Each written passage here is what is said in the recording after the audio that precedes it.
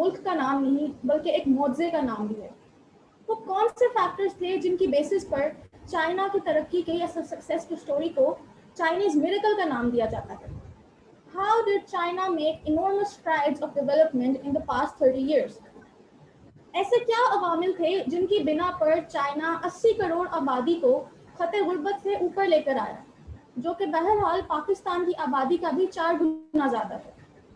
ऐसा कैसे मुमकिन हुआ कि 1979 के ट्रेड लिबरलाइजेशन और फ्री मार्केट रिफॉर्म्स से आज तक की 4 दिहाइयों में हर 8 साल बाद चाइना का जीडीपी ग्रोथ रेट डबल हो जाता है? And how has China become the world's largest economy today and is vying to replace the US in terms of being a global superpower and in terms of GDP in purchasing power parity? How did all of it come to pass? China के success के secrets आखिर क्या थे और इन सब से पाकिस्तान को क्या लेसन सीखने को मिलते हैं, और पाकिस्तान जैसी एक थर्ड वर्ल्ड कंट्री आखिर कैसे इन्हीं सब रिफॉर्म्स को इम्प्लीमेंट कर सकता है to be the next global superpower or at least to be economically self-sustainable? आज इन्हीं तमाम सवालात को हम एड्रेस करने की कोशिश करेंगे। आज के हमारे इस सेशन का टॉपिक है China's rise and lessons for Pakistan. And for this special session, we have none other than Dr. Hassnain Javed. Dr. Hassnain Javed is an internationally acclaimed sinologist and a master trainer. He's an advisor and he's associated with Pakistan Industrial Technical Assistance Center, operated under Federal Ministry of Industries and Production by the Government of Pakistan. He holds his PhD degree in Management and Engineering Sciences. He has authored 4 books and over 300 articles in Pakistan's leading newspapers and has disciplined and schooled over 30,000 delegates. So without further ado, हम अपने guest की तरफ चलते हैं. Please welcome Dr. Hassnain Javed. Assalamu alaikum, Dr. Javed. Thank you very much. How are you, sir? I'm very fine. Thank you very much for inviting me on this very important issue under the banner of CEPI, right? Yes, sir. So, thank you so much for coming. It's my privilege to talk on this very important issue because uh, the China has become the phenomena. The Chinese phenomena has become the most thinkable phenomena ever in the history. How's GDP goes on, how's the disasters comes and go, how the fastest sustained expansion, how they have achieved a remarkable economic visionary win, and how they create the win-win situation in the whole global world where it has never been possible by invading. American rise was in front of everyone. They invade, they kill people, they create, they taught lesson to the people. They crush Iran, they crush Afghanistan, they invade and they conquered Iraq, Baghdad, and you just name it till so far, directly or indirectly, they are just creating the disastrous things. But how did China become the win-win inventor? Now I'm coining the term win-win inventor. So before I speak on the relevant topic, because I wanted to fix on the topic given by respected Ms. Nurul Huda and Dr. Nurul Huda. And once again, thank you very much for inviting me and allowing me to share my 2 cents on China. The economy in Pakistan, my favorite subject to speak on, always. I spent much of my time in China. I spent most of my time in America too. But when I comparison both two powers, second is the best economy, which never claims that they are the second best economy. So the most important thing is they are not claiming anything and people recognizing that. And the important thing is that on the other side, America is claiming that, but nobody now accepting that reality that they have done something. They are operating under the United Nations missions. They are operated everything. They are uh, the arbitrators of Kashmir in Pakistan, but they have done nothing. Whereas the China invest in Sri Lanka for the roads, infrastructure development, poverty alleviation, and other things. They have given the happiness, and now GDP convert into the gross domestic happiness. Now, this is what the China is. Now, this is very unfair when we talk that now Pakistan become the next colony of China. I disagree to this point because China is everywhere. The 70 countries link up and liaison, which is called ITA ILU, the Belt and Road uh, Initiative. And what is Belt and Road Initiative? Is economic prosperity, economic dependency, economic happiness. If China says everybody must together live happily and let the people live with, with peace and happiness, is there any objection on it? Why America has objection on it? Why they wanted to create the disastrous war? Why they are not expanding their production? Why they are not expanding their GDPs in terms of anything? Why they are not assisting anyone in a rising effect? Why they are not leading us for the climate and the climate change?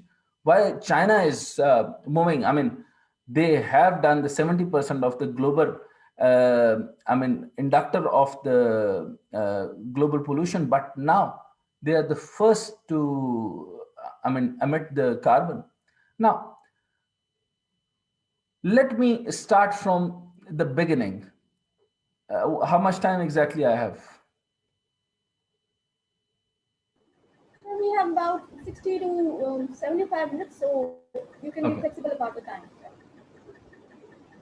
So in terms, so in relaxedly and flexibly, I just wanted to first have the discoursement on the historic perspective of China, not just 5,000 years back, but starting from the agrarian economy. I'm just taking the span of 30 years. The poorest of the poorest China, they have nothing, none more than the addictive people, the seductive people. I mean, the nation with no vision, a nation with with no vision. Now, the nation, the only nation with the vision, the most pathetic governance structure is being acclaimed, which is China, and the most suitable solution ever given by the democracy is America. And now you can compare which is best. Let's start from the agrarian economy to its contribution over the 18% in the global GDP. China tales of remarkable economic vision is unheard of. The unlearned determination spanning over 4 decades is full of lesson and learning of the world. The word describes China, the phenomenal growth, as the fastest sustainable expansion by the major economy in history. अच्छा पहला तो आपने ये mark कर लिया. You must have to mark. So which is the major economy in the history, and that's not what I'm saying. This is not what Asian Development Bank is saying. This is not the American NDRC is saying. NDRC is their CPC, and gradually I'll let you know what the Chinese structure is. This is not claiming by China. And now keep four things in your mind. Like, they have developed Sri Lanka, they have developed Malaysia, their road infrastructure, and they are developing our CPAC. Now, by considering 3 factors, and now why they are focusing on their own territorial liaisons. Did we do that? No, from the starting of the history, 1947. Did anyone ask that we should not be the ally of America? Did anybody ask that how is it possible that, I mean, 24 hours of the flight we can take and then we can be we will reach there by sometime in America? Can we be the ally? Do they care us? Will they care us? No, of course not. Then why we are the ally? Why we fought for them? Why we taken up their war in Afghanistan? Why we taken up their war and destruct Russia? Why what we are heading? The superpower is Russia, and Russia has the good links with the China. And this Southeast Asian region can be the best move. Who has done that? That's mean the American conspiracy was there, and they are the pioneer in conspiracy, and still the COVID-19, by my side and by my opinion, if this is the conspiracy, if this is not research, and if you people says that there is no, serious evidences about the COVID-19 has been tracked or traced or installed by someone else, but I can say clearly that phenomenal site they have placed is they have made the movies 11 years back, most of the movies, and they mention the word COVID-19 and the pandemic and the coronavirus. So, and and first they place their things in movies and then they put it up there. But on the other hand, China is totally focusing on the development. And the one word before I start in the historic perspective, China comes into the power not just with a flip of a finger, but gradually they have started from the very hard time, but gradually now they are the most gadgeted, most, I mean, AI-based technology become the most, amazing economics where I can see the people, the poor people can enjoy everything. No, they have the hundred of the products they can enjoy. Even the rich and the poor both enjoy China, and the Chinese win. Now, get into that. Imagine the impact of China's economic growth on its poverty elevation from the fact in recent year about 1 million people in country shock of absolute poverty every month, which is equivalent to one person escaping poverty every 3 seconds. So that's mean to understand China economic progress, we must consider the historical perspective, challenges, and motivation that bring us today's talk. Now, there are similar few important things. First, I respond to one important issue. Who was Mao? The Mao's China. I'll answer this question in a way that China's economic growth is a vast subject and comes against a historic backdrop of 100 years of poverty, the country's own internal weakness and desire for reforms. But reforms is not is like that what you are hearing from Pakistan. Is it reforms? But I can clearly say this is not reforms. If I use the word for Pakistan, I have written the book recently, White Manifesto, the Book of Reforms for Pakistan, and I can request Dr. Nurul Huda to spread this book out in their relevant area. And the second most important thing for the perspective of competitive exam, there is a second book, A Corridor, a New Strategic Fit for Pakistan.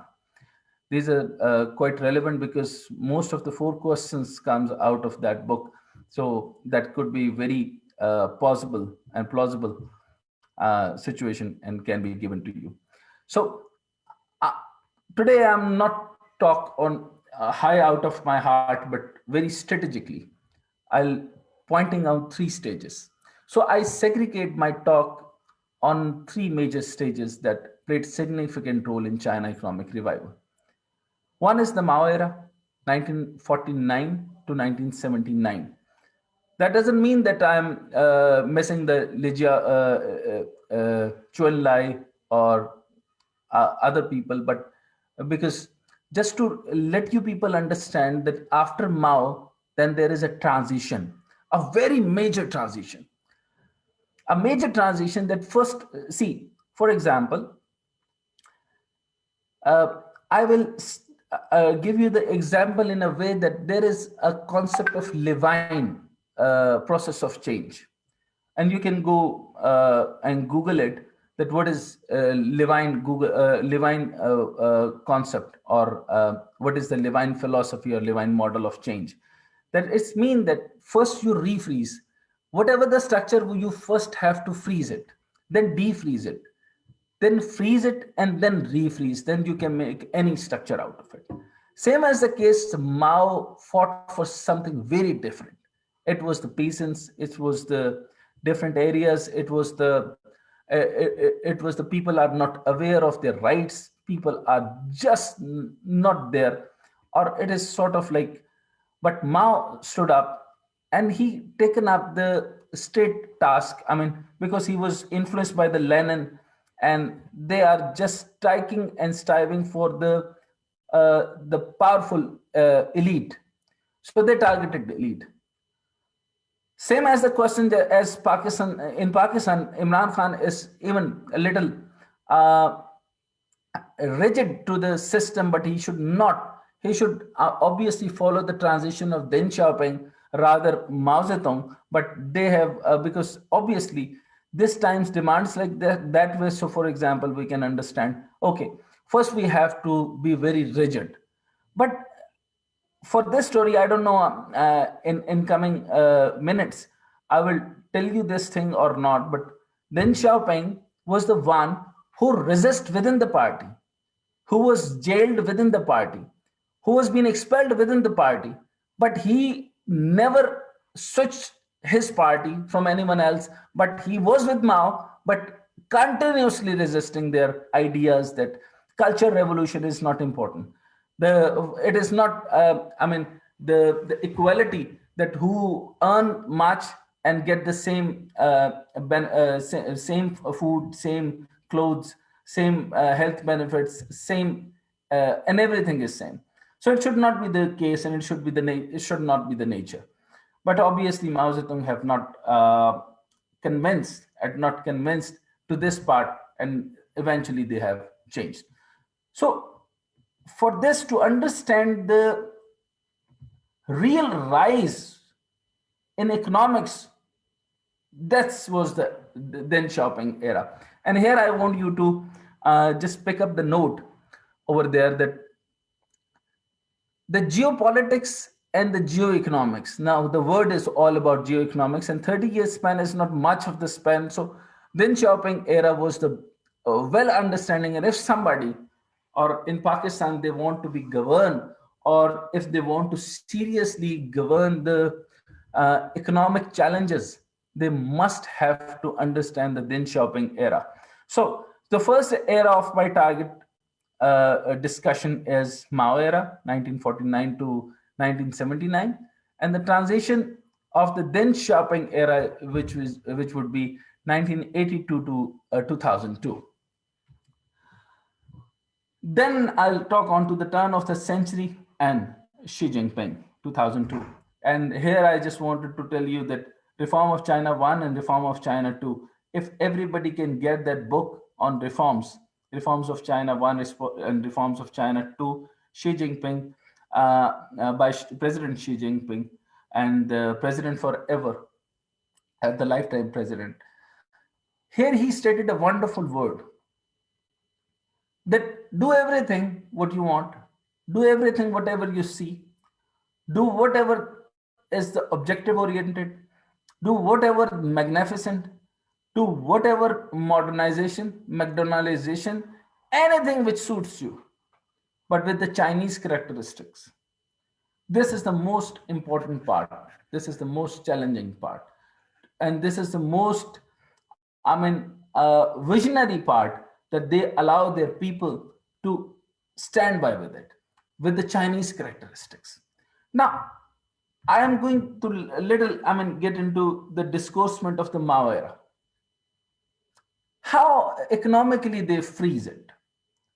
Might have to done it. I don't know. I'm not getting into the discussion that whether he has to done that, whether he have to, why he has taken the old decision. I mean, it is not exactly that he has not creating any development, but it was the aggression. It was a rageous. It was a revengeous to the the ruling elite. He was, obviously, he has to work for the cartelization. He have to destruct the cartelization. And the second phase would be the different, which was then shopping. Well, the first period, what I call it, the economic control or freeze. Still, you are passing through the Imran's era, the Imran Khan era. I'm not calling it PTI era, but I don't know that there is difference between the PTIs and the Imrans. So there is a bit difference in the political ideology. Well, now understanding how they control and freeze. Now, economics is the most important thing. If you conquer your economy, you can conquer everything. Now, this word is all about no war, and there should be no war. So, according to the Chinese government statistics, Chinese real GDP grew at average annual rate of 6.7% from 1953 to 1978. Some experts argue that the annual growth rate was 4.4. Mao undid a lot of policies and practice that had kept China poor and its growth stagnant from decades. Mao maintained a certain planned or command economy. A large share of the country's economic output was directed and controlled by the state. So here you can see the state controlled. So Mao's basic ideology was the state control. Uh, here I feel the need that रियासत होगी माँ की जैसी. इसको आसान तरीके से समझाने के लिए ये समझ लें कि रियासत के ऊपर कंट्रोल करने वाला जब मां की तरह या बाप की तरह सोचेगा, सो वो चीजों को कंट्रोल में लेकर आएगा. और वो कंट्रोल में कैसे लेकर आएगा कि वो एक लिमिट तक आपको खेलने की भी इजाजत देगा, आपको आपकी फ्री विल को भी इजाजत देगा, लेकिन जहां उसको खतरा महसूस होता होगा वहां से आपको हटाएगा. That was exactly the ideology of Mao Zedong at that time when he introduced the word controlled by the state. Hopefully you get the idea. So now, which set production goal, control price, and allocate resource throughout most of the economy. Now here you can understand, are you getting this idea that here are the three steps, where's the set of production goal, control prices, and allocated resources through most of the economy. Then during the 1950s, all of the Chinese individual household collectivized into large communes. To support the rapid industrialization, the central government undertook large-scale investment in the physical and human capital during the 1960s and 1970s. In addition, Chinese economy suffered significant economic downturn during the leadership of Chairman Mao, because including during the Great Leap Forward from 1958 to 1962, which led to the massive famine and reportedly the deaths of up to 45 million people. The Cultural Revolution, there was some serious offense was there.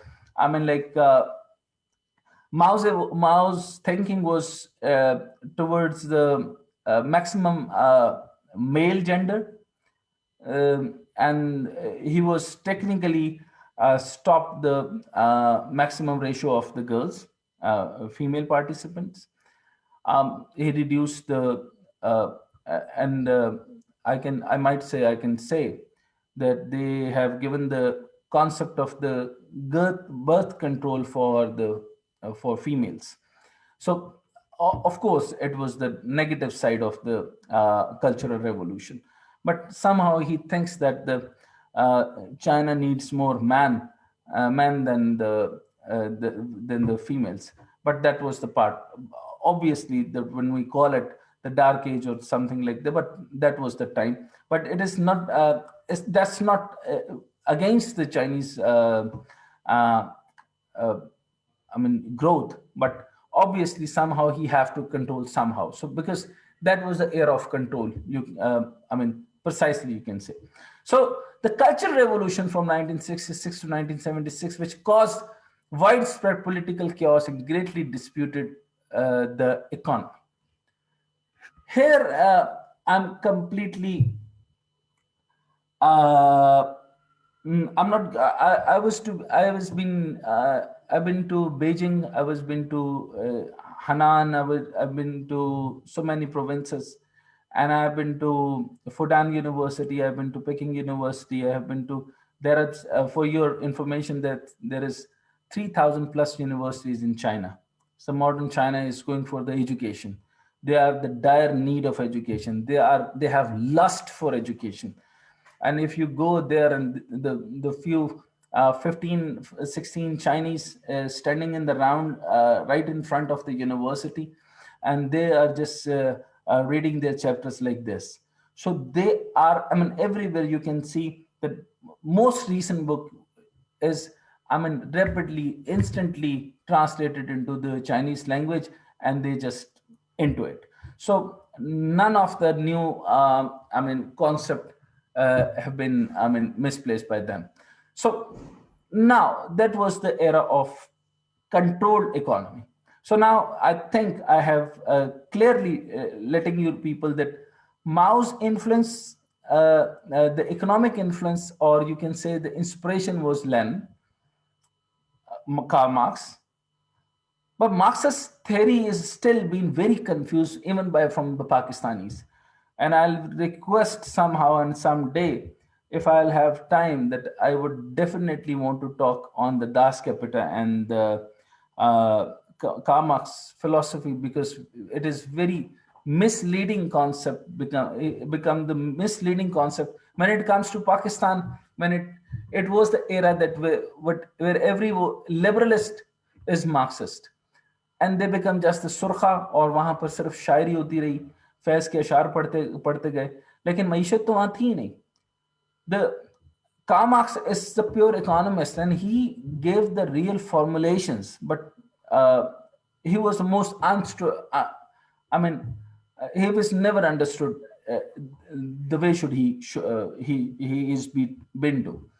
Well, now coming to the transition of the Deng era in 1982 to 2002, in era of free market policy. So first I talked about the controlled economy, the very much controlled, the cultural revolution, which was affiliated with the Mao Zedong. But Deng Xiaoping was not against the Mao, but he was just to liberalize the formulation. So it was so controlled, and then he created the little openness to the society. Now, understand how he has done. In 1978, shortly after the death of Chairman Mao in 1976, the Chinese government decided to break with its Soviet style economic policies. Now, you have to mark the word Soviet style. Soviet style economic policies. Soviet style economic policies, for example, here you have seen the transition in 3 years back. I mean, like the Imran Khan's era, and now what is the difference between the Shaukat Tareem's idea and the last I just forgot the name of the finance minister. What was the name of Pakistan? Hafiz Sheikh, yes. So he tried to control the economy, and Hafiz Sheikh comes in and he says, we must have to have this from the 13 to 14% of the growth size. So we must have to open the economy, and the very I must appreciate this statement recently today appeared in most of the leading papers that they have stopped FBR for the not required, taxation on the different department, which is very much important. See, the idea of openness and the open economy, open worldview is very different. So what Deng Xiaoping have done? So that the Chinese government decided to change the Soviet style and Soviet economy. So we must still understanding this. The policies, by gradually reforming the economy according to the free market principle and opening up the trade and investment with the West, in hope that this would significantly increase economic growth and raise living standards. As Chinese leader, Deng Xiaoping, known as the architect of the modern China, the architect of the Chinese economic reforms, put in black cat, white cat. What does it matter what color that cat is, as long as it catches mice? So that was the style of Deng Xiaoping. He said, we have to be on top, whether whatever the cat colors. It does not matter, but it should be with the Chinese characteristics, doesn't matter. Same as I suggest for the Pakistan, whatever you do, please go for the open economy, go for the closed economy, whatever you want to do, but growth is must. Growth is must. The poverty is the biggest sin. The poverty is the biggest sin. Let me be very honest with you people, that honesty is the biggest sin. So seriously, I appreciate when it comes to this topic and you requesting me that I have to focus on economics. So this is my passionate area, that please focus on your economy. If your own self is not economically self-sufficient, you cannot give anything to the world. I mean, these NGOs, these charities, these bala bala things is just nonsense. Because if your own economic wealth is your own wealth is not working, then how can you think good for others? Then the prejudices, then envy, and you just not happy. And the biggest reason behind everything is economics. You're unhappy because of economics. Your divorces, most of the divorces just because of economics, partially for the some sensitive basis, but obviously most of them are on the basis of economics. Your parents are not happy with you on the basis of economics. The people's relations with the government is just because if they are good, if it's only good if the economic situation is good. Are you getting it? So economics is the most fundamental pivot to every happiness. Now, I'm not here for the debate, but yes, I have given the statement that now the economics is the most important pivot, and China is onto it. China understand the real happiness when the economic system is universally, apparently to the point and to the standards. How Deng Xiaoping China's to domestic stability and economic growth after the disastrous excess of the Cultural Revolution and brought in a new liberalism. Now I'm putting up and I'm giving and I'm coining the term over here is the neoliberalism, and just not new liberalism. China after that they have followed the new development. Neoliberalist development, or new liberalism or new development is also one and the same thing, but neoliberalism has little contractions, but the neoliberalist development has a diplomatic relations as well. So under his leadership, China acquired what? A rapid growth in economy, a rising standard of living. मैंने इस बात पे आपको साथ में बता भी दिया कि इसी दौर के अंदर यही देन शाओपिंग माओ के दौर के अंदर कॉन्स्पिरेसीज की वजह से उन्हीं की पार्टी में रहते हुए कई दफा जेल हुए और कई दफे सजाएं काटी, कई दफा उन्होंने उसके साथ जब एग्रीमेंट नहीं किया और उन्होंने कहा कि इसको ओपन इकोनॉमी की तरफ जाना चाहिए, तो उन्होंने वो सजाएं भुगती, लेकिन उन्होंने अपने आइडिया और अपने लीडर को चेंज नहीं किया.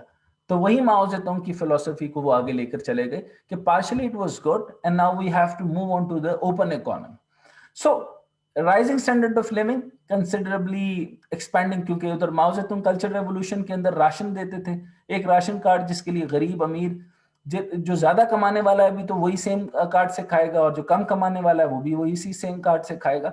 So the freedom and the structure that was not more over to the mixed economy, that was not more because माओ का तो पहला मसला ही यही था ना कि कैपिटलिज्म के खिलाफ होना है, रूथलेस कैपिटलिज्म के खिलाफ होना है, इस एलिटिज्म के खिलाफ होना है, उस फ्यूडलिज्म के खिलाफ होना है. सो ये आइडिया जो है वो सेंसिबल आइडिया नहीं था कि अगर आप एक आदमी बहुत ज्यादा कमा रहा है तो जायदा सी बात है कि वो बहुत सारी अपॉर्चुनिटीज बाकियों के लिए भी डेवलप करके दे रहा. सो इसके लिए एग्री करना जरूरी होता है. So what they considerably expanded personal and cultural freedoms and growth ties to the word economy. Then it comes to the 1986 because I'm going with the chronological order so that you people can understand the whole evolution of China. In 1986, the China open door policy opened the country to foreign investment and encourages development. आप हैरान होंगे. So after a very long time they have done that. I mean, before that there was no open door policy. It was complete closed management, closed economy, closed system, closed culture. उससे पहले तो आपको सिर्फ एक cultural लिबास मिलेगा जो उनका एक पेशेंट्स का होता था, जो अब भी कभी कभी आप चाइना में मुख्तलिफ जगहों पर जाएं तो वो आपको एक ट्रेडिशनल लिबास मिलेगा. So what would they have done is investment and encourage development of the market economy and private sector. So before that, the private sector concept is not been into China. What was the major reforms? You must know that special economic zones, SEZs, established. Similarly, I just giving you the comparison because Pakistan had the 9 economic zones, and China asked them to develop the economic zones. And this is just not the history of Pakistan, it is the history of the Brazil, it is the history of Italy, it is the history of Bangladesh. Bangladesh is moving on high. They're 8% of the GDP, 8%, 8 to 9, and I think they will go on to the 12% of the GDP. They are doing so well in their economy. Why we are not back? So these are some questions to think on. That's the brainstorming question. After my talk, you can think on it. Why the Bangladesh have this better SEZs? You can think on it, and next time we might get this topic on SEZs development, because Bangladesh have the SEZs, they have India has the SEZs, and they have get the miracles. And the backbone of any economic development is the cottage industry and SEZs, industrial development. All else other is, for example, it is housing, it is investing some on the very important thing. You just invest for the shorter run, you get the certificates, bonds, housings.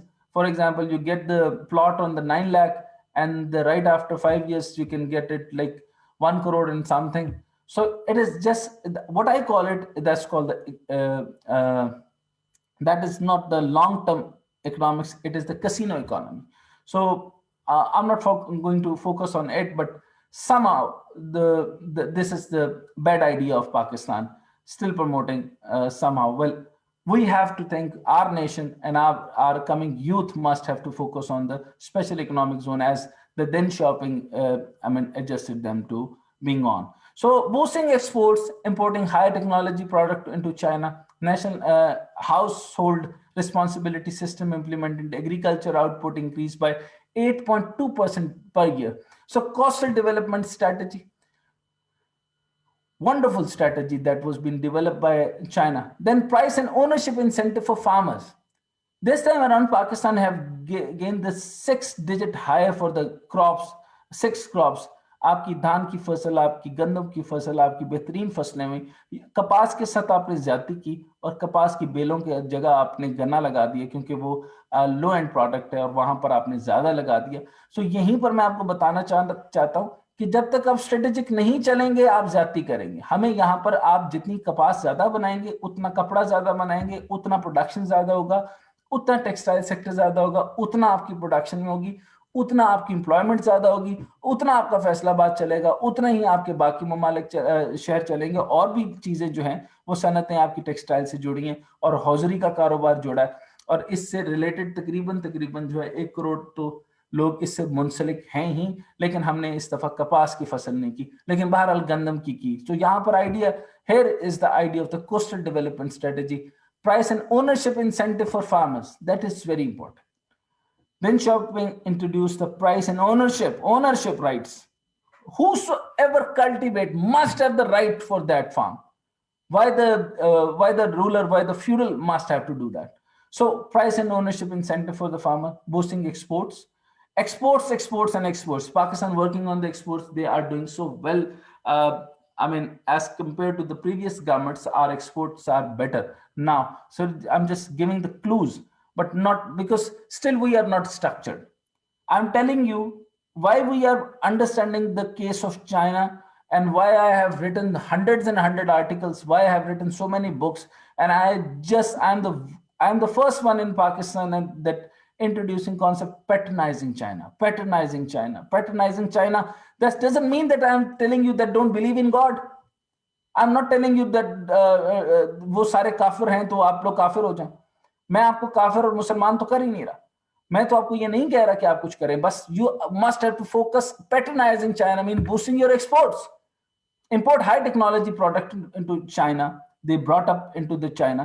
So आप maximum अपनी growth को लेकर आए, लेकिन structured policy के साथ consistency.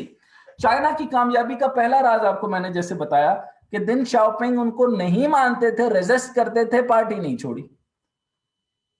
5 लोग change हुए, 6 लोग चेंज हुए माओ के बाद से अब तक, और अब तक सेम वही ट्रांजिशन चलता जा रहा है, और उससे बेहतर, उससे बेहतर और उससे बेहतर। पाकिस्तान के अंदर आपकी 400 तो पार्टीज हैं, आप सारे के सारे एक हो जाते हैं, इक्तदार में आके लड़ने लग जाते हैं। सो इसको ट्रांजिशन और कंसिस्टेंसी नहीं कहते। सो व्हाट दिन shopping have done is boosting exports, importing high technology. आप जितने अच्छे नजरियात ले लें, मैं आपको फिर से बता देता हूं, अच्छे हो या बुरे हो, जिसमें कंसिस्टेंसी नहीं है मुल्क कभी तरक्की नहीं करेगा। एक ही सिस्टम को 30 साल चलने दें, एक ही सिस्टम को 40 साल चलने दें। आपके पास आइडिया है, अब इस नई गवर्नमेंट को आप बेशक 40 साल चलने दें, 30 साल चलने दें, किसी भी गवर्नमेंट को आप कुछ साल चलने दें, जब तक नहीं चलेंगे कोई भी सिस्टम नाकाम हो जाएगा, वो प्रीव्यू नहीं ले सकता। Now importing high technology product into China, that is very important. आज हमारे साथ सबसे बड़ा इशू भी यही है। Now, China increased its per capita income 25-fold, and more than 800 million Chinese people lifted themselves out of poverty as a result. Or I will share the most recent article. The president Yao Shang, Jiangsu University, and the chairman Jin Shao of the UNIDO have sent me the report on complete eradication of the poverty. China have eradicated poverty completely. हर साल 70 लाख लोगों को गुर्बत से निकालना, ये target है हुकूमत का। So China increases per capita income to the 25-fold, and more than 800 million Chinese people lifted themselves out of poverty as a result. More than 70% of the total poverty reduction in the world. The increase in the total factor productivity, what we call it TFP, was the most important factor, with productivity accounting for a 40.1% of the GDP increase. Then as the export went from small share of China economy in 1970 to more than 1/3 of the GDP in mid 2000. Throughout the reforms period, the government reduced tariffs and other trade barriers. Again, the reduced tariffs was one of the finest strategy one country could have, is the reduction of tariffs and other trade barriers, with the overall tariff rate falling from 56% to 15%. In 1990, China joined the World Trade Organization. A wonderful, example in the history of whole world.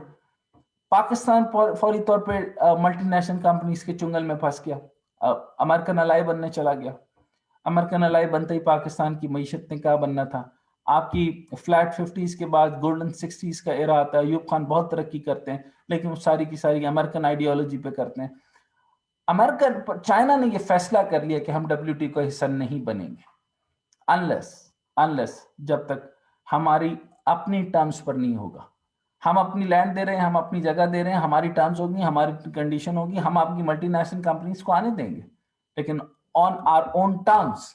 तो हमारा FDI develop होगा, और हमें foreign direct investment जो है वो हमें देखना होगा। अगर हम आपका रॉ मटेरियल दे रहे हैं तो प्रोडक्ट हमारे लिए सस्ती होगी, और अगर हमें भी महंगी ही प्रोडक्ट देनी है अपने ही लोगों को, हमारी ही खाल, हमारा ही चमड़ा, हमारी ही जूती, हमारा ही सब कुछ, और हम ही कोई पड़ेगी, तो ये अच्छा नहीं है। So what they have done, they have introduced and they have joined the WTO after very long. Actually, in actual, they have the part of the WTO in 2002. Later, I'll explain. So here they just joined, but they were not active so far in WTO. The service sector was considerably liberalized, and you just follow the gradual concept. They are not open suddenly; they're gradually opening. They're gradually opening their economy. Gradually, I'm using the word again, they're gradually, opening up the economy. Then they considerably liberalized and foreign investment was allowed, including less restriction on retail, wholesale, and distribution. Second, they have work on the banking, financial service, insurance, telecommunication were also opened up to the foreign investment. So from that was in 1990, Shanghai stock market reopens for the first time since 1949, and then it goes on to the, I mean, that was the 1978 economic reforms introduced by Deng Xiaoping, and then the outcome was until from 1990 till 2002. Then it comes to the different era. Turn of the century, and let me give a long jump from Deng Xiaoping to directly to the Xi Jinping, if you allow. So the because I just wanted to be very focused on the economic side of the China. So how they get the wonderful ideal growth, how they get the growth. Now, growth mantra. Now I'm not from now onward. I'll not give you any example from Pakistan or America or any other country. I'll focus on strictly for focus on China. So just to have the, but one thing before I start the turn of the century and the Xi Jinping 2002 till present, yes, of course. Just try to be focused and focus on the economic vision with the Pakistan characteristics, with the own cultural characteristics. I don't mind, as they have done, but we must have to follow something very special, which is the global economic dominance and emergence as the world leader or substance steady growth. China entry to the World Trade Organization and qualified foreign institution investors. QF1 program, they have installed QF2 programs, which is qualified foreign institution investor. Now, try to understand, I'm giving you a very important information that nobody knows so far.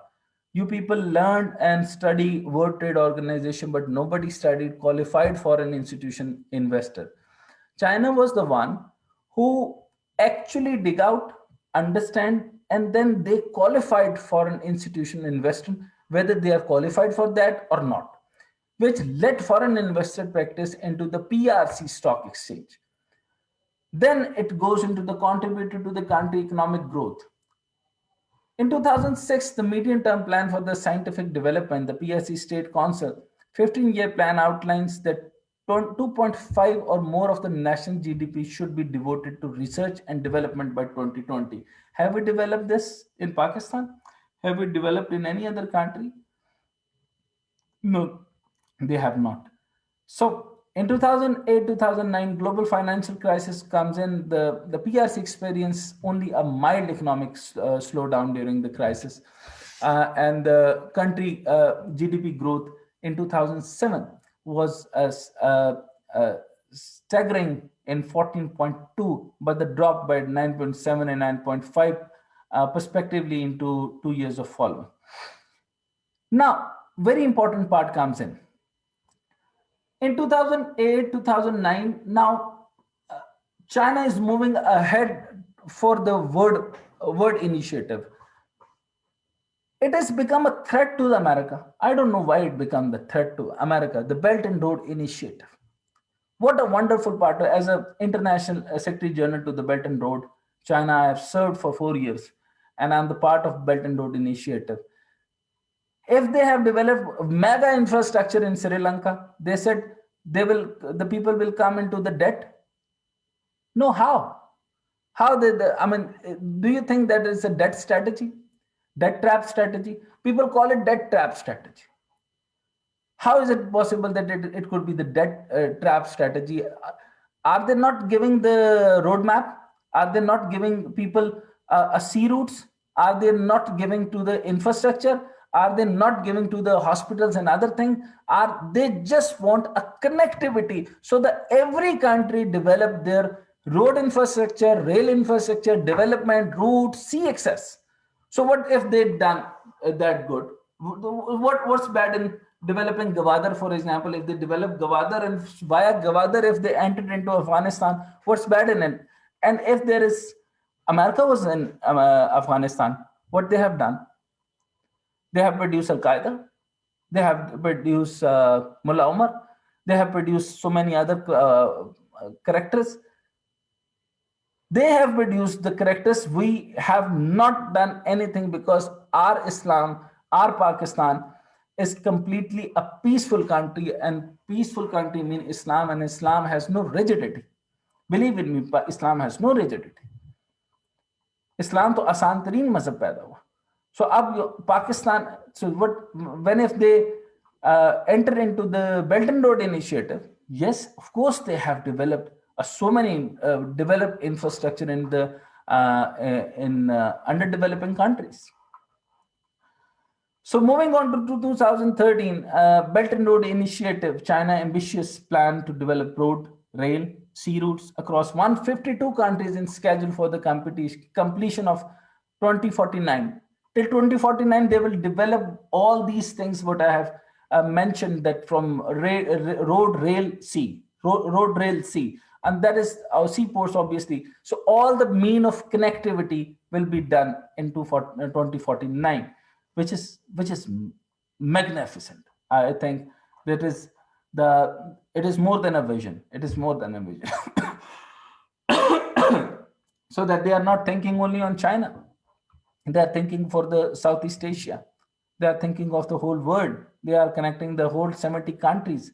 They are connecting more than 152 countries in next order till 2049.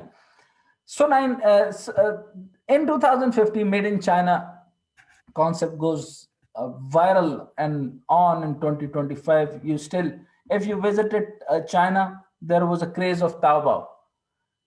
For example, if I like a expensive watch, same expensive watch, I can get into the same price what I can afford.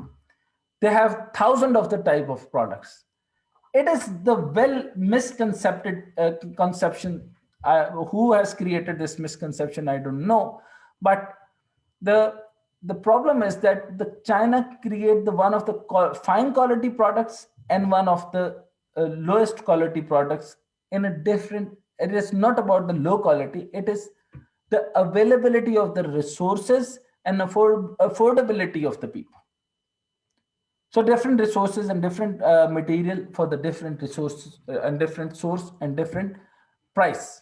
So this is how we should take it very positively, because the poor Chinese can also have the fresh juice in their home. They can get the machine just in 50 yuan, in 20 yuan too. So they have developed those machineries. So in Pakistan, you can just go for the Philips and Motorola or something like this. I mean, big companies, and if you have the like 40, 50,000, then you can get it. Otherwise, you can't. So they have the 100 types of the product in the same category. Now, what are the ingredients? Now, I would like to talk on what are the ingredients who led China to the massive success, and why it is different from the Western ways. Arsalan, why it is different from the Western ways? So the main factor that contributed to the China dramatic turn into the economic giant are the policies and reforms laid out by the Deng Xiaoping. However, if I am to attribute much of China's rapid economic growth to main factors, the large-scale capital investment financed by with the large domestic saving and foreign investment. Economic reforms led to higher efficiency in the economics, which boost output and increase source for the additional investment in the economy. China has historically maintained a high rate of saving. When reforms were initiated in 1979, domestic saving as a percentage of GDP stood at 32%. Decentralization of the economic production led to substantial growth in Chinese household saving as well as corporate saving. As a result, China gross saving as a percentage of GDP in the highest among major economies. The large level of the domestic saving has enabled China to support the high level of investment. Now come to the point where the rapid productivity growth in China context, where the productivity actually refer to the high efficiency gain. Now I'm focusing on the point of high efficiency gain. How they get the high efficiency gain? This is very much important. High efficiency gain. The improvement to produce productivity were caused largely by reallocation of the resources. Then addition, a great share of economy, mainly the export sector. Obviously, in addition, FDI in China brought within this new technology and process that boosts efficiency. Now, speculating if I would love to answer the question that China's speculator rise for shambles, and how can, I mean, if now I take the part of Pakistan, how can Pakistan implement similar measure to raise as an economic giant? So my question is, patronizing China first, please. Do not go for Turkey. Do not go for any other country. Do not focus the American system. Have a good relation. China's have the pattern to everything. Have a very good relationship with American, but do not give their give your ports and I mean areas or land to America. Have a good relationship with America. Have a good relationship with Canada. Have a good relationship with the every part of the country. Have a peaceful relationship and trade-based economic relationship with everyone, but not focus and not relying. And we will not be the slave to every country. Whether it is diplomatic front, okay, I don't mind diplomacy. I don't mind diplomacy, but diplomacy means I have to have my integrity first. If I compromise on my integrity, I cannot struggle for the economic dignity. Personal integrity gives you the economic dignity. Economic dignity is very much important. Now, China case study is a lesson for the entire world, especially countries like Pakistan struggling with the fundamental issue. I recently pointed out in my recent article about few things that were done by China and must be adapted in Pakistan. One, introduction neoliberalism. My recent article, if you find my article, I mean, there are two, three types of articles. One is the international journals. One is SCCI high rank journal paper, impact papers, and third is the newspaper articles. So I have mentioned this also for the people for the diplomatic front. I have mentioned this that Pakistan need a neoliberalist practices. So neoliberal practice you have to explain in these, and I have explained already in developmental economy.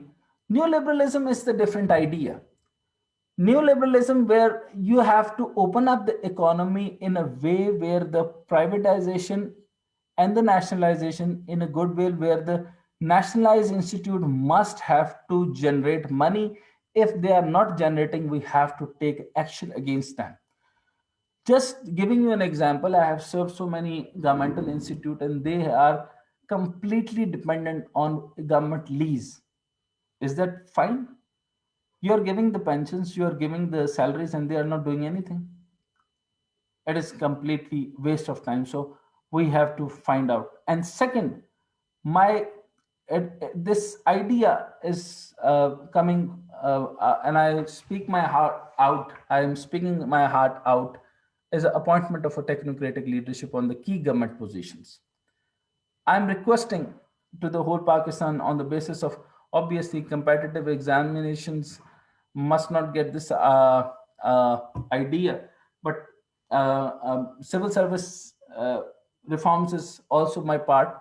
But most of the people might disagree to this, but I am very much against to the idea that where the 200 marks is for the Urdu, 100 marks for the English, 200 marks for the history, and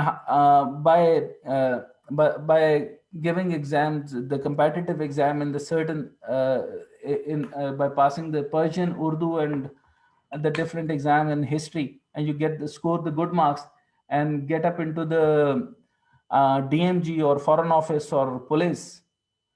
How can you enhance our economy, sir? This is my important question. So please, this is my request. To be technocrat, we have to have development of a technocratic leadership on the government key positions, because there was a book in Iran, you can read and you can search it, Al Walayat al Faqih. And it is very important to mention that I am not Ahl Tashayyu, but obviously I'm just giving you a reference that Al Walayat al Faqih is a combination that a person who is on the government position must have the theological expertise too, so that वो फिक्का में भी कमाल हो और अपनी position पे भी एक्सपर्टीज रखता हो, तो वो कॉम्बिनेशन उन्होंने थियोक्रेटिक कंट्री के अंदर बना दिया. आप गवर्नमेंट, आप डेमोक्रेटिक हैं, आप डेमोक्रेटिक मुल्क हैं, तो आप कम से कम आप CSP या CSS के एग्जाम्स को इस तरीके से बना दीजिए कि जिसके अंदर टेक्नोक्रेटिक विल हो, जिसको पता ही नहीं है कि गवर्नमेंट ओपन इकोनॉमी और क्लोज इकोनॉमी को डेवलप करेंगे कैसे, और सप्लाई चेन्स को बेहतर कैसे करेंगे, आपके एडमिनिस्ट्रेटिव वेल्थ को कैसे बेहतर करेंगे. तो आप मुझे बताइए कि ये सिस्टम कैसे चलेगा. सो further to this point, how Deng Xiaoping introduced the mantra, grasp the large, let go of the small.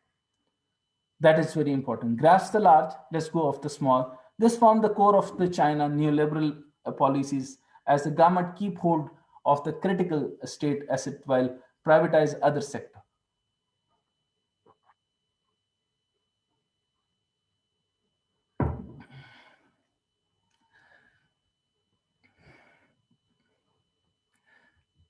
Now, the brilliance of this effect was seen from the surge of entrepreneurial creativity increase, foreign direct investment, and technological transfer, as mentioned earlier.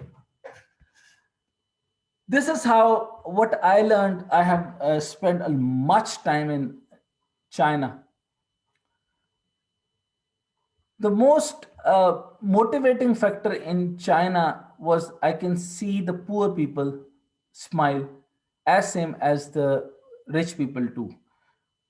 मैंने वहां पे जो अमीर लोग जिनके पास पैसे उनको हंसते कम देखा है, गरीब लोगों को हंसते ज्यादा देखा है. और वो इसलिए हंस रहे हैं क्योंकि उनके पास उन्हीं की प्राइस के ऊपर, उन्हीं की चीजों के ऊपर बहुत सी चीजें देखने को मिलती हैं. 3 पहियों वाली एक है अजीब सी किस्म की उनकी बाइक्स हैं, वो भी एक बड़ी गाड़ी महंगी तरीन कार के साथ उसी तरह पार्क हो सकती है जैसे दूसरी हो सकती हैं. So this is how they have, developed the coexistence. So main part for my own learning is the coexistence. They have discrimination होती है, biasness होती है, लेकिन आप एक दूसरे को बर्दाश्त करते हैं. पाकिस्तान के अंदर बर्दाश्त नहीं है. पाकिस्तान गरीब को बर्दाश्त नहीं करता, अमीर को बर्दाश्त नहीं करता, और हर शख्स चाहता है कि यूनि सिंगुलर पावर हो हमारे पास, और हम एब्सोल्यूट पावर के साथ जो है वो गुजारा करें. एब्सोल्यूट पावर नहीं होती. We have to collaborate, we have to collaborate, we have to collaborate. Now, what I have learned is that China teaches the words discipline, hard work, and staunch nationalism, which are equally important.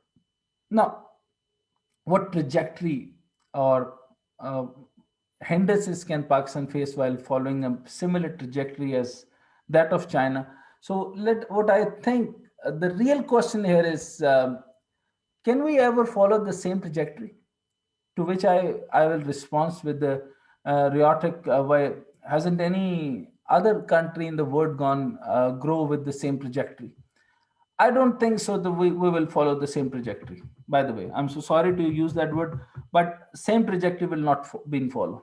I don't think with this culture, this sort of parliament can get into the model. Yes, we can go into the different deep state, deep thinking model. I'm not talking about the deep pockets, by the way. But Shah Mahmood's deep pocket concept is now being viral. Of course it is, but the very important question is, we are on the USA American style trajectory. We have to follow the China. We have to patronize the China. And if I myself became, I'm telling you, I'm the biggest ambassador to the concept of economic concept of China. They are not at all socialist. They are not at all communist. They are claiming themselves a Marxist China. So Marxist China mean, I think what Karl Marx exactly wanted to say, I think Deng Xiaoping understand in exact. That's not the Lenin we have to follow. It is a reactionary concept that people are against the powerful people, but it is not the way. How can you be very, reactive to the multinational, those firms who are earning for Pakistan a billion of the dollars? Why we are doing so? So just think of the moment China caught up with the economic giant like the USA, and just to understand, in fact, beat Japan to become the second largest economy in 4 decades. I think you people have a little idea that Nanjing, the normal, the today's Nanjing is being invaded in hundred and thousands or more than thousands of killings. It's been done by Japan in China. They have the grudge. They have the same grudge as we have for the India. But what they do for the trade, they have no grudges. They are doing trades with them. Their Honda car is there and their Chinese car are there, but they are not fighting on trade. They are not fighting on economics. They are understanding whatever so been done. Yes, they have it bad in heart. Yes, but for the economic prospect, they have no grudges and other things. So while I thinking impossible for Pakistan or any other country to grow at the same trajectory, since we have a different political system and different economic models, one heavily reliant on GDP. We also have a unique geopolitical challenges. Still, we are following the GDP, and I don't know why we are doing so. I'm working on it, and I'm emphasizing on the concept of considering the whole our own understanding of calculation of our wealth. So GDP is for the calculation of wealth, right? So whatever the formula has been used for the GDP, we have to use the same in a different way. How can we be happy? Like we are the agri-based economy. Now we have to focus on agrarian economy. We have to modernize economy through agriculture-based system. So I would like to answer why in this case. By its virtue, the Chinese political economic model promotes a technocracy in every domain, which is evident from the fact that 8 key leadership positions are responsible for running the entire economic system at its total efficiency, which is called Politburo. Before that Politburo के अंदर जो थी 15 लोग थे, अब उन्होंने precise करके 7 लोग कर दिए. पोलिट ब्यूरो वो है जो कि चाइना का बेहतरीन मकसद है, यानी 1.5 अरब लोगों के ऊपर सिर्फ 7 लोग, नीचे 150 और है, 159 का मॉडल और है, वो हुकूमती मॉडल और होते. लेकिन अगर इसी के अंदर आप देखें सो आपको समझ आ जाएगी. पोलिट ब्यूरो को आप जरूर इसको सर्च भी कीजिएगा. I have given you the idea of the Politburo. So here the only 8 key leadership positions are responsible. And do you know that the current premier of the China is the pioneer of the parallel model of GDP, which is called Kai-Shek Index. And I'm a very new news for you people. I think it is new news. They are not following. China is not following your now the news. A good news for you. They're not following, since long, they're not following Facebook. They're not following any, and nobody can talk against the government. Nobody can talk against the different things. And I'm happy they are not wasting their time on Facebook. They are not wasting, they have good platforms. They have wonderful WeChat. They have a learning session. They have different Taichan and other. They have so many, digital platforms, but they are not there to waste their time on different issues. Yes, our social issues, our moral issues are different, but there is no time for conspiracies. Pakistan, there was a movie, No Time to Die. I think Pakistan must have to follow the new movie, which I can coin, even I can make the movie, that no time for conspiration, please. Conspiracy, there is no time for conspiracy. So, in fact, we can call it state-led economic model. This model have given by the premier of the Prime Minister of China. The Chinese economic model is driven and measured by the Kai-Shek index model, named after the country's premier. This model, Kai-Shek, who is also an economist and technocrat. The Kai-Shek index model considers electric consumption. So now, how you calculate the GDP? You're calculating the GDP. आपकी government spending कितनी हुई, आपकी कितनी और total population, इससे GDP कैसे निकलेगी? इन्होंने कैसे निकाला जी? Electric consumption, railway cargo volume and bank lending. By equalizing all these elements, then they have indicating their growth as an indicator to measure economic growth. So Lee Kai-Shek,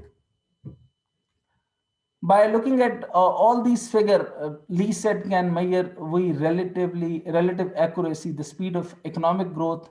All other figures, especially GDP statistics or for statistics or reference. Now, the today's China's GDP standard at around 14.72 trillion with an annual growth rate of 6.1, while the top 10 growing sector in China include passenger rail transportation service is on 55.3%. Hotels in China is 22.3%. Online shopping in China is 18.5%. Medical device manufacturing in China is 18.1%. Toll road operations in China 17.7%. Courier in China is 17.6%. Internet service in China is 17.0%. Satellite transmission service in China is 15.3%. Movie production in China is 15.2%. Online game in China 15.2%. So this is how they have taken their part. Now, I'm going to respond on the possible downside of following a China-oriented approach to development. Now, let's try to understand this. China has always responded with the unique solution to its challenges. Maintaining creativity and innovation, stimulus alive and achieve has become an integral part of Chinese system. In fact, I would say it has enhanced all of the Chinese political and economic characteristics. Economist Intelligence Unit, EIU. Have we developed any EIU? Do we have the Economist Intelligence Unit? The audience, I'm requesting to the audience that place this point to the government that we must, or obviously it is the part of the people, that we must have to have the Economics Intelligence Unit. EIU, which projects the China real GDP growth will slow considerably over the next several decades, eventually covering on US growth rate by year 2037. US and Chinese real GDP growth rate are both projected at 1.9. The World Bank classifies the development. Here, I just wanted to tell you a very wonderful meeting with the head of the World Bank in Sri Lanka. I met the World Bank head there in Sri Lanka. I said, who is the largest lender of World Bank? He said, China. Do China need a big lending from you? He said, yes, always. They don't want to show their strength, economic strength, so they always borrow and get the money back on time. So what a strategy. What a strategy. They don't need, but they are buying, and they, get the lending money into the different projects and gaining into other things. And Belt and Road in Africa, we still Pakistan. I am requesting my foreign office to focus on China, and we have to focus. I appreciate Prime Minister Imran Khan for the very first time they have, target our ambassadors. Seriously, our ambassadors are doing nothing. If after passing out or after passing this competitive exam, if you're done with the CSS and you will be following the foreign office and you will be the same ambassadors as they are doing, believe in me, that is shameful. That is completely shameful. If you are not getting the imports and exports, and if you are not creating opportunity for the people, if you are not working for something, and if you are just wasting your time over there by the layering and having the honeymoon period over there in different countries, and just spending your time in markets and having the souvenirs and all, how much expensive crockery you have for your country, that's not fair enough.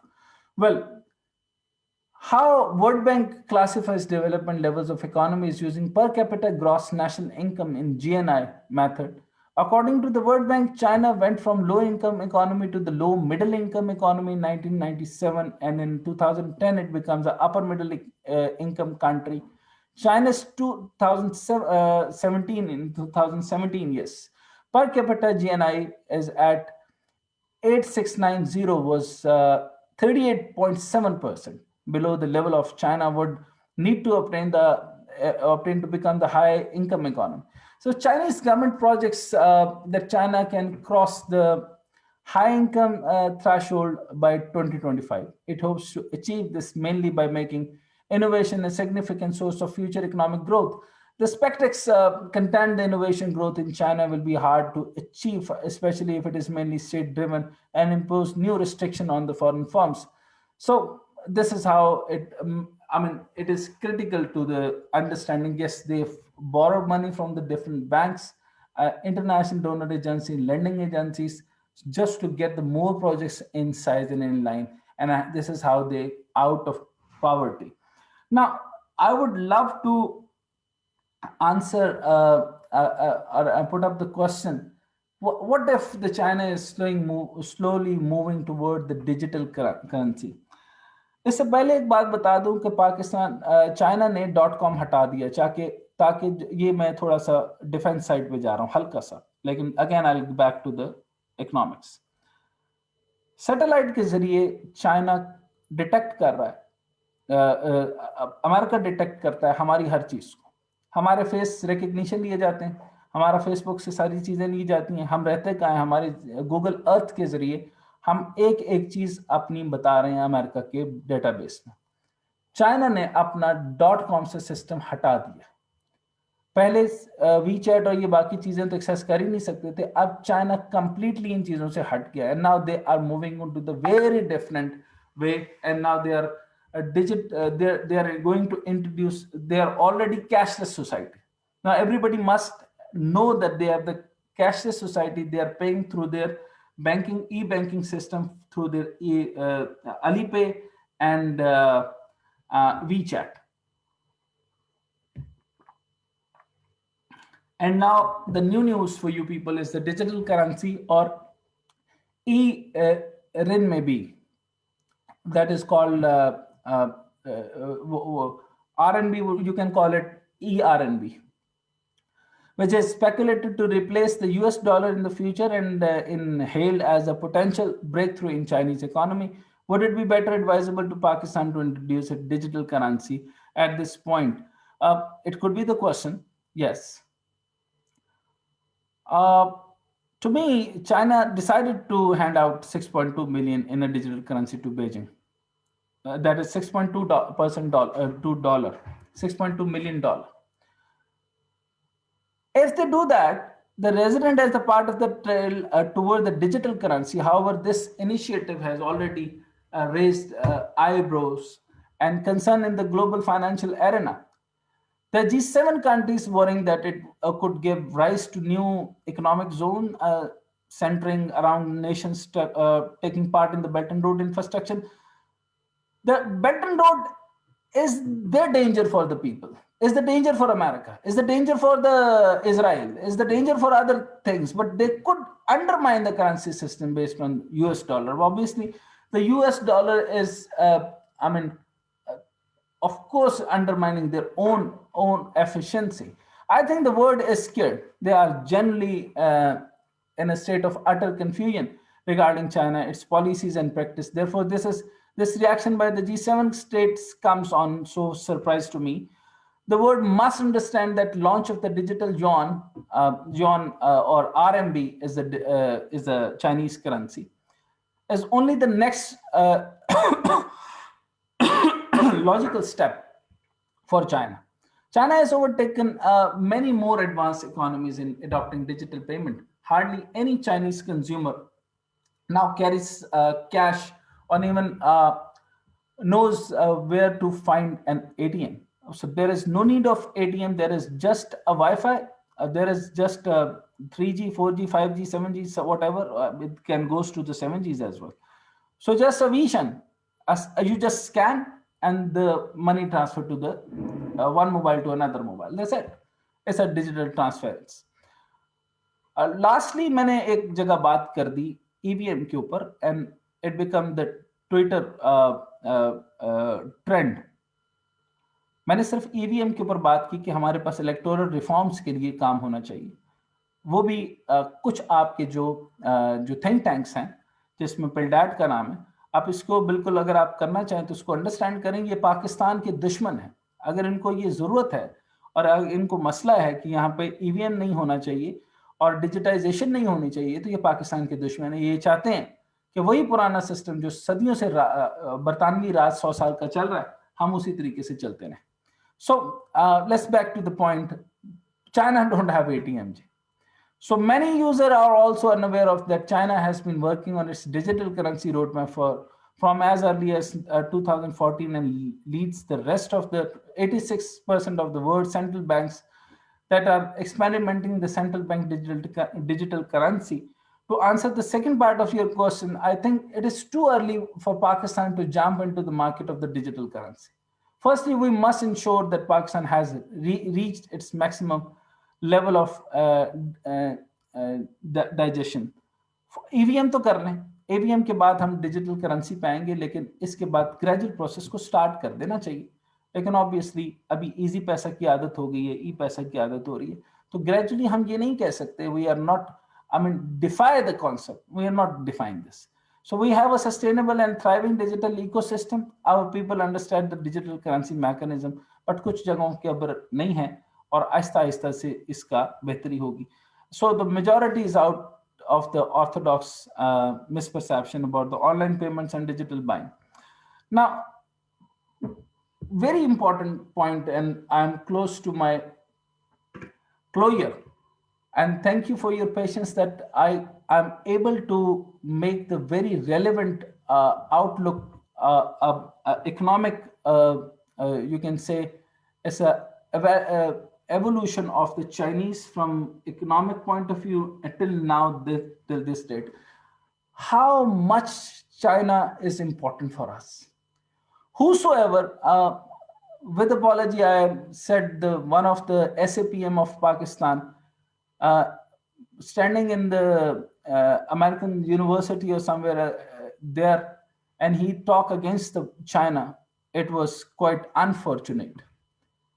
How can is that possible? That we have a different culture, we have a different eating habits, we have a different religious. Even then, but you want to be with the Americans and you want to have the Gora Sahib, but why not yellows? We till how long we will be the slave of whites? Till how long we should not be the slaves of whites, browns, yellows? Okay, don't go for the Chinese culture. Just patronizing China for few years. Just get into the track. Just believe in the system that we have to follow the technological transfer. We have to follow to increase employability. We have to introduce and we have to get the, देखो 4.46 billion dollar पहले आए थे 18, अब आ गया, अब आपका गवादर का 3 birth बन गया. अभी गवादर का 3 बर्थ बनने से आपका बलोचिस्तान में बेस्ट जो है वो ट्रांसपोर्टेशन सिस्टम जा रहा है. उन्होंने ग्लोबल वहां से जो गवादर का लाइन से लेकर आपकी 3 बर्थ ऑपरेशंस का होने का मतलब अफगानिस्तान से उनका ट्रेडिंग शुरू हो जाएगा. आपके अंदर बर्थ है तो आप ट्रेडिंग कर लें. सो अगर आपकी best, we have to focus on technological transfer, increase employability by the CPAC. With the CPAC, we have to introduce our best of the best FDI, foreign direct investment बढ़ाएं. We have to increase skill of human resource. आपका TEFTAC, आपका NEFTEC, आपका PITAC, आपका बाकी सारे ये बिल्कुल obsolete हो चुके हैं. You have to raise the voice against all these Pakistan Institute. We are not human resource. Our human resource is not fully operational. Unfortunately, with apology, हमें बेहतर होना पड़ेगा. अब मैं बहुत ज्यादा पॉजिटिव हूं कि पाकिस्तान के अंदर इतनी ज्यादा स्किल है कि ये इतने नेगेटिव तरीके से चलते हैं कि उसमें कामयाब हो जाते हैं, तो पॉजिटिव चलेंगे तो क्या होगा. So now we have to work for the increased skill of the human resource. Then we have to work for the strengthen Pakistan's geopolitical position. And the rapid industrialization is the core of the heart. 9 economic zones है पाकिस्तान के पास. राशा कहीं में काम शुरू है, ढाबा जी के अंदर काम शुरू है. ढाबे जी इज इन सिंध, राशा कहीं is in Peshawar.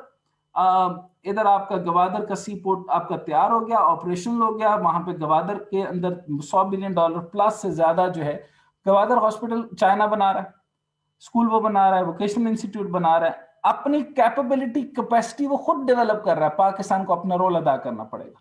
And then rapid industrialization is most important under the CPAC.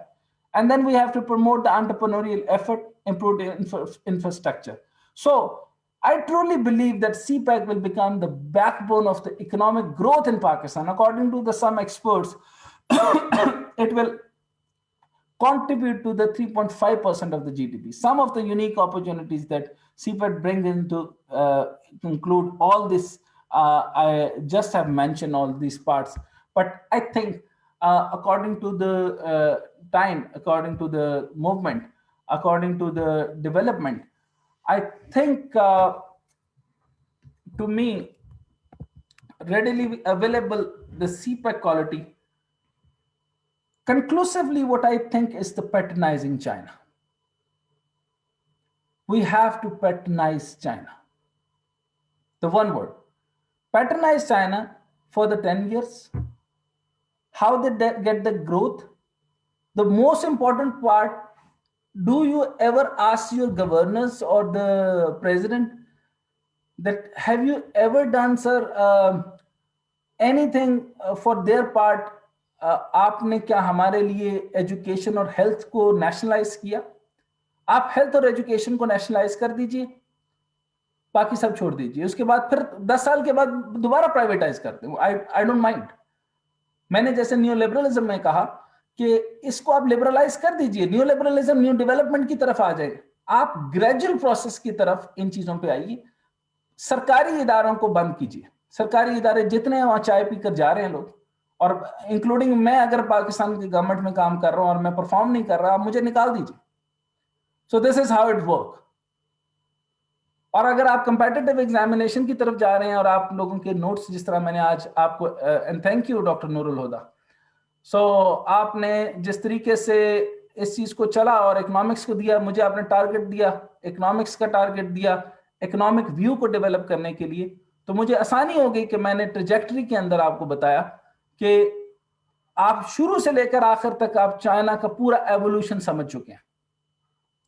इस एवोल्यूशन से आपको पता चलेगा कि आपके एरियाज क्या है. अब आपके पास आज पाकिस्तान के पास सिंपल मैं ये कहूंगा कि मेरे बेशुमार आर्टिकल्स के अंदर सबसे पहला आर्टिकल यही था कि पैटर्नाइजिंग चाइना.